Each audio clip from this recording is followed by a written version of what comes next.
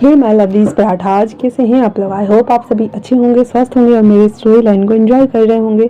तो जो कोई भी मेरे चैनल पे नए आ रहे हैं, प्लीज़ मेरे चैनल को लाइक शेयर सब्सक्राइब करना मत भूलिएगा। और अगर आप लोगों को मेरी स्टोरी लाइन, उसके प्लॉट्स पसंद आते हैं तो प्लीज़ मुझे अप्रिशिएट करना भी मत भूलिएगा। तो चलिए हम नेक्स्ट एपिसोड में आगे बढ़ते हैं इंटॉक्सिकेटेड लव में, ठीक है। जहाँ लास्ट पार्ट में हमने देखा था जियांग जिंग कह रहा है कि हाँ क्यों नहीं, मैं यहाँ पे रह जाता हूँ और तुम्हारे साथ कंपनी भी हो जाएगी और मैं तुम दोनों का ख्याल भी रख लूंगा। वांग जी इन लोगों की बातों को सुनते हुए कहता है मैं तुम्हें और फैंसिंग को लेकर कुछ ज्यादा ही ओवर प्रोटेक्टिव हो जाता हूँ टर्टल। मैं क्या करूँ, मुझे खुद नहीं आइडिया है, इसीलिए मैं कैसे सुधारूं अपनी इस आदत को, मुझे खुद नहीं पता। और वो खुद से ही बातें करते हुए अपने काम में लग जाता है। वहीं दूसरी तरफ जियांग जिंग और विंग खाना खा चुके थे। उसके बाद विंग कहता है गगा हम सब बोर हो रहे हैं बहुत ज़्यादा, क्या हम लोग कुछ गेम्स खेलें। तो जियांग जिंग कहता है अभी मैं काम कर लेता हूँ, तुम दोनों जाओ और बातें करो या फिर रेस्ट करो, हम शाम को फुटबॉल मैच खेलेंगे बाहर में। तो जियांग जिंग और विंग कहता है ये सच में हम लोग खेलने वाले हैं। तो कहता फुटबॉल नहीं तो वॉलीबॉल ही सही, पर हम खेलने वाले हैं, ठीक है ना। तो वो दोनों बहुत हैप्पी हो गए थे। उसके बाद जियांग जिंग कहता है चलो फैंसी मैं तुम्हें ले जाता हूँ। और विंग अपने कमरे में चला आता है और बेड पर लेट जाता है। वांग जी विंग को लेटते हुए देखता है, जहाँ पे विंग अपने दोनों हाथों को एक दूसरे से इंटरवाइन किए हुए और अपने हेड के नीचे रखते हुए कहता है आप मुझे लेके ओवर प्रोटेक्टिव और पॉजिटिव है, ऑब्सेस्ड भी है, आई नो वेरी वेल। पर आपको लगता है कि मैं ऐसा वैसा कुछ कर सकता हूँ। मैं तो आपसे प्यार करने लगा था, पर आपको देख के अब मुझे बहुत ज़्यादा डर लगता है। मैं कैसे कह पाऊंगा आपसे कि आई लव यू हबी, पर मैं नहीं कहूँगा, कभी नहीं कहूँगा। और वांग जी उसकी सारी बातें सुन रहा होता है। जैसे ही ये सारी बातें सुनता है, उसका ध्यान एक टीवी स्क्रीन पर जाता है, जहाँ पे विंग खुद से ही रोते रोते बातें कर रहा होता है। और आगे कंटिन्यू करते हुए कहता है अब बहुत बड़े डेविल हो, बहुत बुरे हो, राक्षस मॉन्स्टर।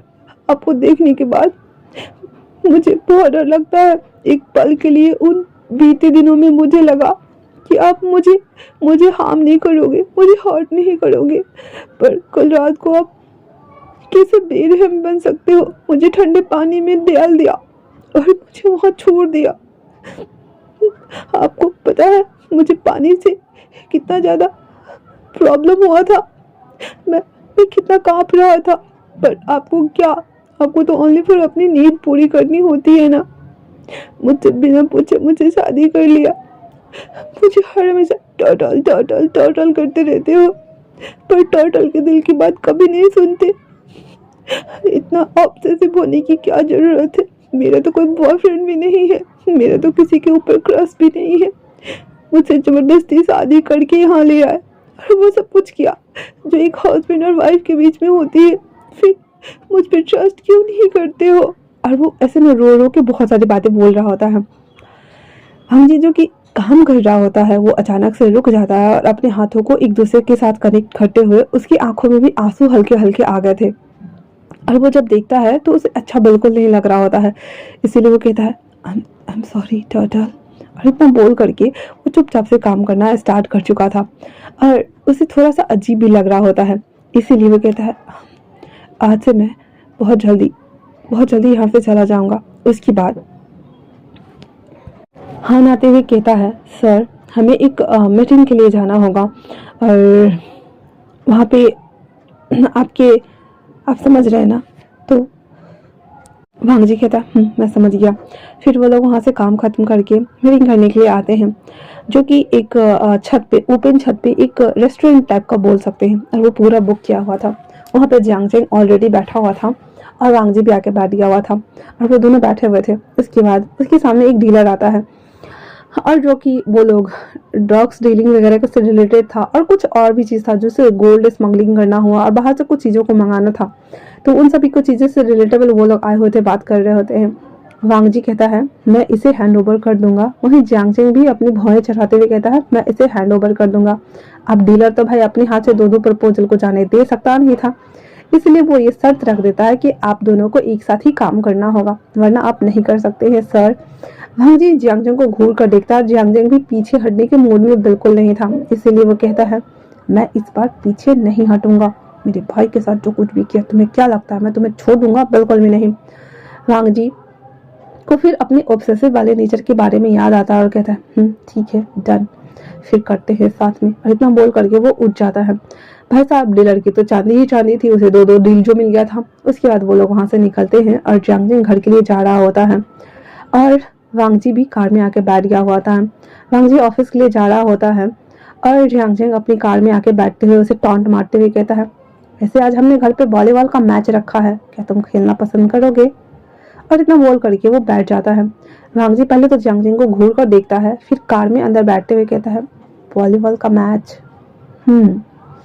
फिर वो भी कहता है हन से कि घर के लिए कार ले लो। और उसके बाद वो लोग वहां से लेके आ जाते हैं। उधर नीहे सेंग और सुयांग वगैरह भी, जो कि काम खत्म कर चुका था, वो आ गया होता है ऑफिस। और आते ही कहता, बॉस आपने जो जो कुछ भी कहा था हमने वो सब कुछ कर दिया है, जितने भी पैसे कलेक्ट करने थे उन सभी चीज़ों को हमने कलेक्ट कर लिया है। तो वांग जी की ऐसी बात सुन करके, उन दोनों की बात सुन करके वांग जी कहता है, क्या तुम दोनों को वॉलीबॉल खेलना आता है? वो दोनों एक दूसरे को देखते हुए कहते हैं, हाँ। तो वांग जी कहता है, चलो छोड़ो भी, हटो। और इतना बोल करके वो उठ जाता है। तो नीहे सेंग कहता है, आता तो नहीं है पर हम खेलने के लिए तैयार है बॉस, हम भी चलेंगे। और इतना बोल करके वो सभी आके बैठ गए थे कार में। वो चारों बैठे हुए थे। उसके बाद वांग जी को पता नहीं क्या सोचता है, वो कहता है, इस सब के पास रोको, ठीक है ना? वो लोग जब शॉप देखते हैं तो शौक, क्योंकि वो भाई साहब चॉकलेट और बेकरी की शॉप थी। वो कहता, बॉस यहाँ क्या काम? कहता, मैं अभी जस्ट आया। वो अंदर जाता है और अलग अलग तरह के कुछ चॉकलेट्स को और स्ट्रॉबेरी फ्लेवर्स वाले चॉकलेट को भी और एक केक को वो पैक करा लेता है और उसे ले लेता है और आकर के कार में रख देता है। सभी लोग पूछते हैं, बॉस इसमें क्या क्या है? वांग जी सबको घूर के देखता है अपने कूल एक्सप्रेशन के साथ में और सबकी बोलती बंद। उसके बाद जब वो घर आते हैं तो जियांग जिंग के जो जितने भी बॉडीगार्ड वगैरह थे और वांग जी के थे, वो सब मिल करके ना नेट लगा चुके थे बॉल के स्टैंड के लिए, वो सब कुछ कर चुका हुआ था वो लोग। और वो लोग कपड़े बदलने के लिए गए हुए थे, सब हाफ पैंट और हाफ गंजी में घूम रहे होते हैं और सब अब मैच होने वाला था।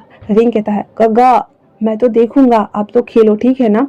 तो फैंसिंग कहता है, और मैं भी। तभी पीछे से आवाज आता है, मैं भी खेलने वाला हूँ। ये देखकर भाई साहब सब शौक। और पीछे देखते हैं जहाँ पे नी सेंग, सियांग, हान और वांग जी चारों खड़े थे। तो जियांग जिंग उसे टॉन्ट मारते हुए कहता है, तुम्हें खेलने आता भी है? वांग जी कहता है, देखते हैं, मैं अभी जस्ट आया। इतना बोलकर वो अंदर जाता है और वो चारों कपड़े बदल के आ चुके थे। हालांकि वो अपने कपड़े लाए नहीं थे, तो वांग जी ने अपने ही कपड़े उसे दे दिए हुए थे पहनने के लिए। वो जब आते हैं तो उसके बॉडीगार्ड वांग जी की टीम में और जियांग जिंग के बॉडीगार्ड जियांग जिंग की टीम में। अब फैंसिंग कहता है, रिंग आप किसको सपोर्ट करने वाले हो? तो विंग कहता है, मैं अपने गोगो को सपोर्ट करूंगा। तो फैंसिंग भी कह देता है, तो मैं भी अपने गोगो को सपोर्ट करूंगा। और दोनों तरफ चले गए थे और दोनों ना, वो क्या बोलते हैं उसको, बीच में जो बनता है ना रेफरी, हाँ वो बने हुए थे। और दोनों साइड से खड़े होकर जाके बैठ जाते हैं। अब मैच स्टार्ट हो गया था और दोनों के बीच में तनातनी छिड़ी हुई थी। वो उसको पीट रहा था, मतलब बॉल से, और वो उसको दे रहा था। इक्वल उक्वल का मैच हो रहा था और विंग और फैंसिंग दोनों हंस रहे थे और जियांग जिंग को अच्छा लग रहा था। वांग जी जब विंग को इस तरह से खुलते हुए हंसते हुए देखता है तो उसको सुकून मिल रहा था। और वो बॉल पास करने की जगह पे जियांग जिंग एक बॉल मारता है और सीधे वांग जी के हेड में जाके लगती है, जिसकी वजह से फैंसिंग और विंग दोनों दौड़ते हुए आता है और उसे देखता है। जहाँ पे वो विंग कहता है, आप ठीक है? और फैंसिंग कहता है, गगा आप ठीक हो? जो वांग जी था वो मुंह बनाते हुए कहता है, एक बॉल ही तो लगा है, क्यों परेशान हो रहे हो? हाँ। फिर इतना बोलता है और उसके बाद अपने बालों को पूरा हाई पोनीटेल बनाता है और कहता है, अब दिखाता हूँ मैं। अब आ गया था बेचारा अपने लफो वाले स्टाइल में वापस से। उसके बाद भाई साहब मैच छिड़ी थी, बेहद खतरनाक वाली। दोनों इक्वल इक्वल पे चल रहे थे और कोई हारने के लिए तैयार नहीं था। जियांग जिंग को लगा नहीं था कि वांग जी जीत जाएगा या फिर इक्वालिटी के साथ खेलेगा। लास्ट में जियांग जिंग जब विंग को इस तरह से ऐसे उछलते हुए कूदते हुए देखता है और फैंसिंग को भी, तो कहता है कुछ भी हो जाए, हाँ, मुझे इन दोनों के लिए जीतना ही होगा। वहीं दूसरी तरफ वांग जी जब विंग को और फैंसिंग को इस तरह से उछलते कूदते देखता है तो वो भी कहता है कुछ भी हो जाए, मुझे तो मैच जीत के रहना है, वरना मैं इन दोनों के सामने मेरा पोपट हो जाएगा। और ये सोच करके मैच चल रहा होता है। आखिर के शाम होने वाले थे और सारे प्लेयर थक गए थे, सारे बॉडीगार्ड थक करके बाहर हो चुके थे। लेकिन वांग जी और जियांग जिंग दोनों अभी भी बॉल के साथ खेल रहे होते हैं और दोनों हार मानने के लिए तैयार नहीं थे। आखिर तक दोनों का इक्वल इक्वल ही चल रहा होता है। तो विंग जियांग जिंग के पास आकर मुंह बनाते हुए विंग कहता है, गग्गा मैं थक गया हूँ, प्लीज ना तो जंगजिंग कहता है ओके बाबा चलो ठीक है। इतना बोल करके वो वांग जी को कहता है अब हम मैच को यहीं बंद करते हैं, कल से हम दोबारा खेलने वाले हैं। वांग जी भी कह देता है ठीक है। फैंसिंग भी आते हुए वांग जी से कहता गगा आई एम सॉरी।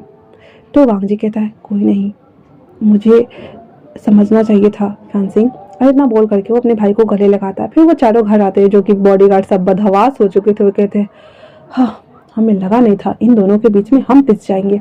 और सब इधर उधर पसरे हुए थे। वहीं अंदर आने के बाद वांग जी और जियांगशेंग दोनों सावा लेने जा चुके थे और फैंसिंग और विंग दोनों किचन में ना ऐसे सूप बना रहे होते हैं सबको खाने के लिए पीने के लिए। और वो दोनों मस्ती कर रहे थे और बातें करते हुए कहते हाँ आज देखा कितना मजा आया ना हमें। तो फैंसिंग कहता हमें लगा नहीं था दो दो डेविल एक साथ मैच खेलने वाले हैं, सच में ये अनबिलीवेबल और अनप्रिडिक्टेबल था ना।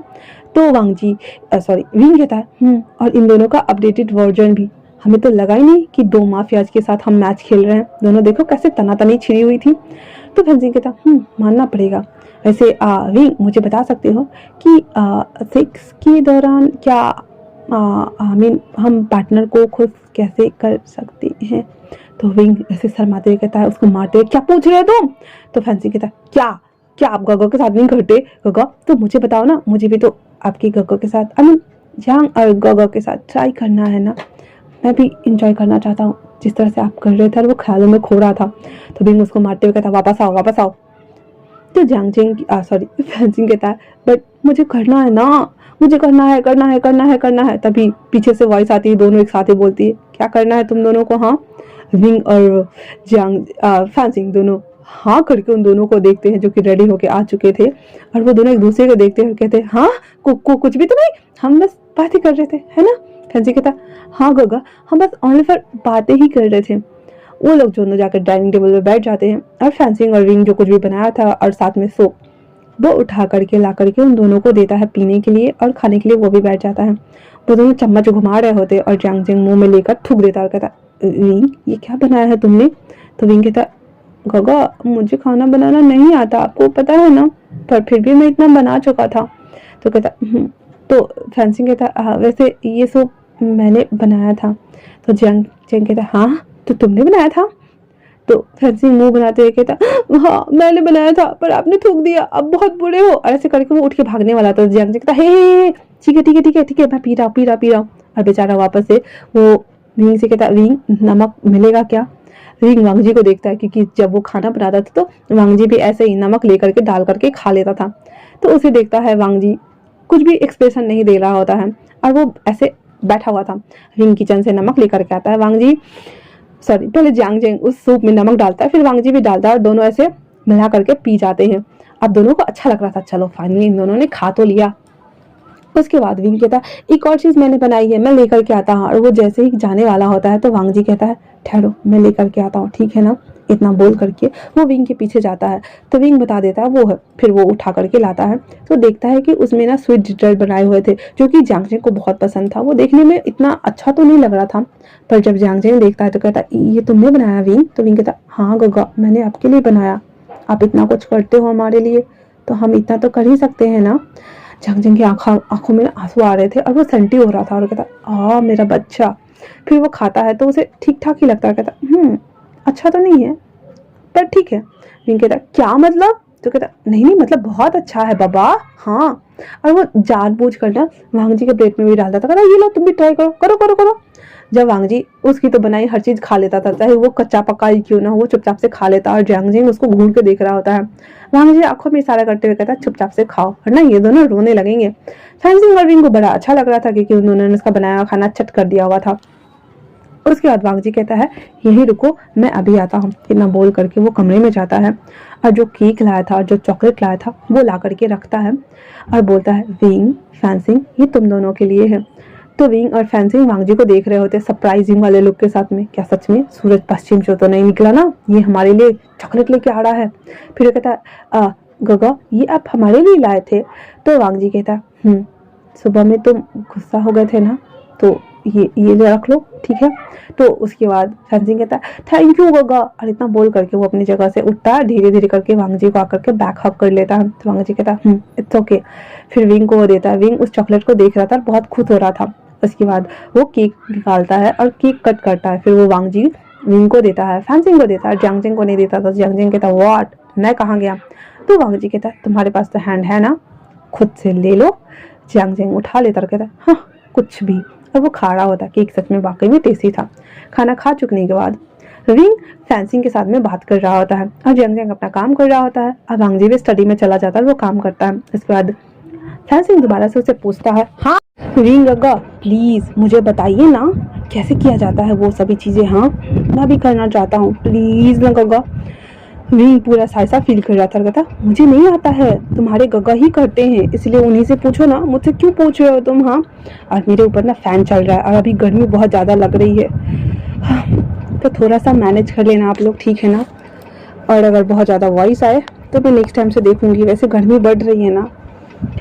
उसके बाद फैंसिंग की बात सुनने का दिन कहता है अब सो जाओ मैं जा रहा हूँ, ठीक है ना? इतना बोल करके वो वहाँ से जा रहा होता। तो फैंसिंग टीच करते हुए कहता अब बहुत बुरे हो, गगा के साथ तो कितना एंजॉय कर रहे थे, जब मैं पूछ रहा हूँ तो आप बता नहीं रहे हो।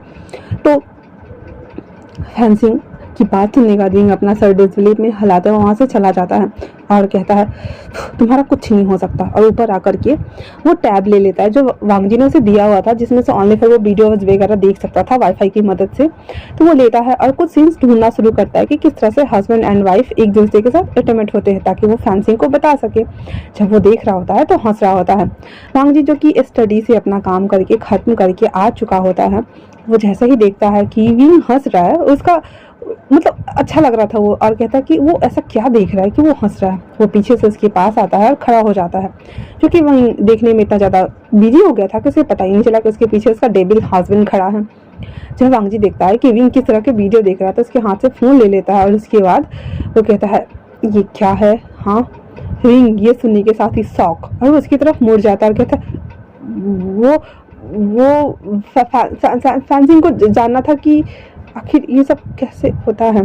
तो वांग जी अपनी आईब्रो राइज करते हुए कहता है ओ तो उसके लिए तुम्हारा भाई है ना? विंग कहता है गगा है। तो फिर कहता है वांग जी आगे तो फिर तुम्हें बताने की सच में ज़रूरत है क्या? नहीं ना टॉटा? विंग कहता है नहीं कोई बताना नहीं है मुझे, वो तो मैं बस देख रहा था ताकि मैं उसे कुछ समझा सकूं।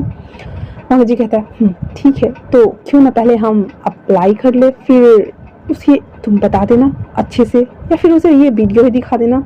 विंग एकदम शॉकिंग के साथ वांग जी को देख रहा होता है और वांग जी तब तक बिना समय गवाए विंग को लेकर के सीधे पिन पे आ गया हुआ था। उसका आधा पैर नीचे था और विंग भी उसी हालत में था, वांग जी भी उसी हालत में था और उसके दोनों हाथों को ऊपर की तरफ से पिन कर दिया हुआ था। वांग जी उसको स्माइल देते हुए कहता है तो हम कर सकते हैं ना? विंग उसको स्माइल करता हुआ देख कर कहता है हाँ मतलब क्या है? और विंग उसको फर्स्ट टाइम ऐसे स्माइल करते हुए देखता है तो वांग जी कहता है क्या तुम भूल गए कि किस तरह से मैंने फर्स्ट टाइम तुम्हें किस किया था उस शिप के ऊपर और उस कैबिन में?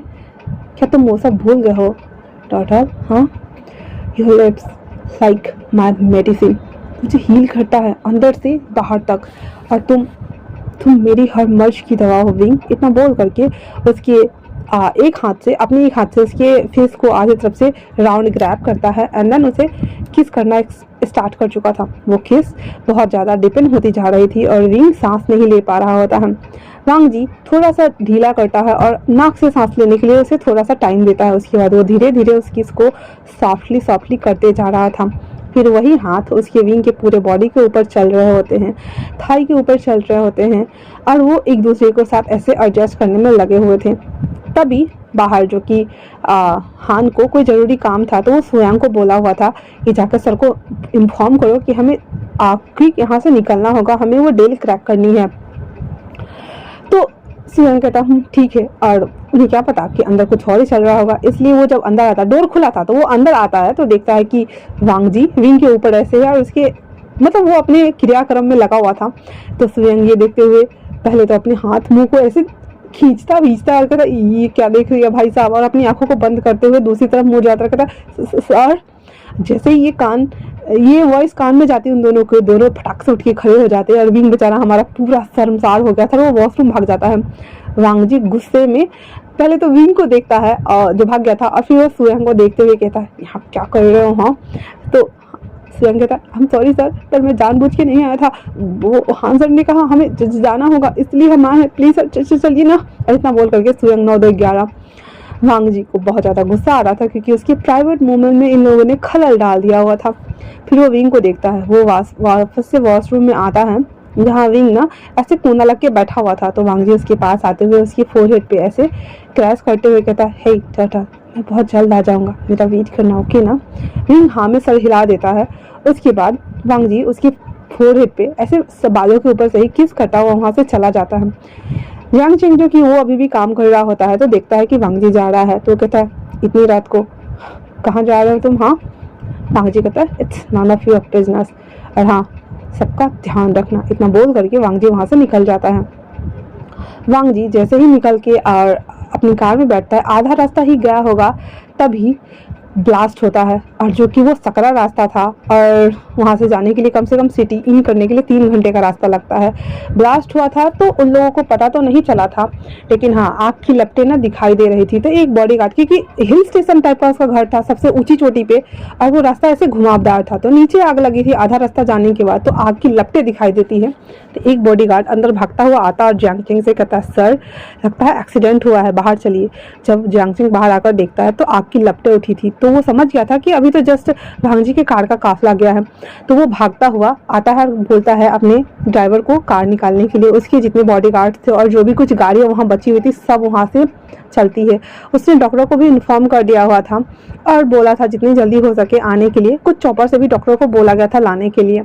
वो लोग जब वहाँ पे पहुँचते हैं तो देखते हैं कि वांग जी के कार का एक्सीडेंट हो गया था, जिसमें सुयंग और हान वगैरह था, उन सब मतलब 3 कार ही गई हुई थी और तीनों कार ना पलटी खा चुकी थी और तीनों कार को ना उड़ा दिया गया था।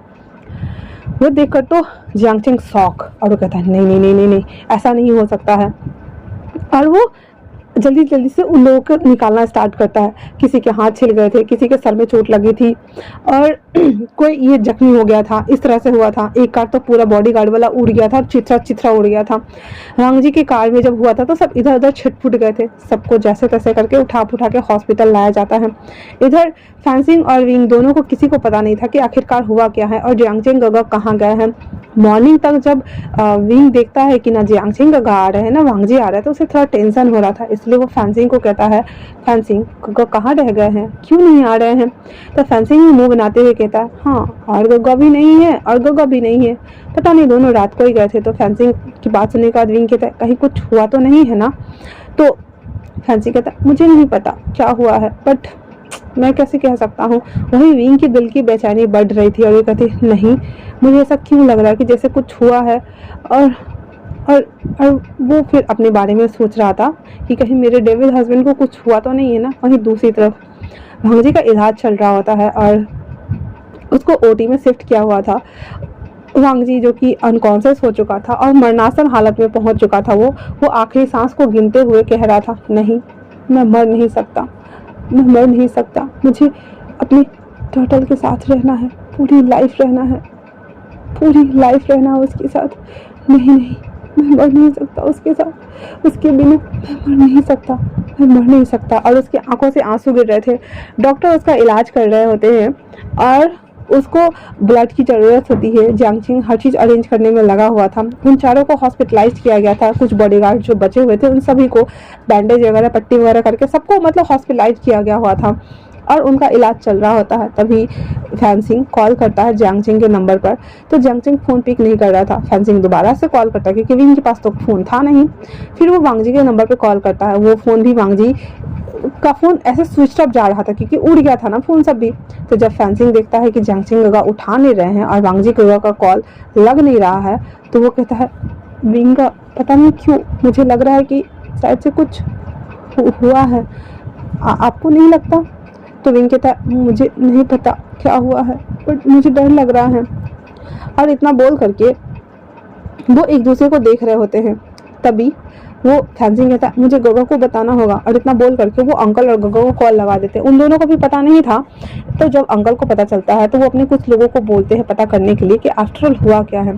तो उन्हें पता चलता है तो कहते ठीक है हम हॉस्पिटल जा रहे हैं। हॉस्पिटल आने के बाद जब वो लोग हालत देखते हैं उन लोगों की तो उन लोगों को बहुत ज़्यादा दुख हो रहा था और सीजन की आंखों में तो खून होता हुआ था कि आखिर उसके भाई के साथ ऐसा किसने किया होगा, बट वो क्या ही कर सकता था।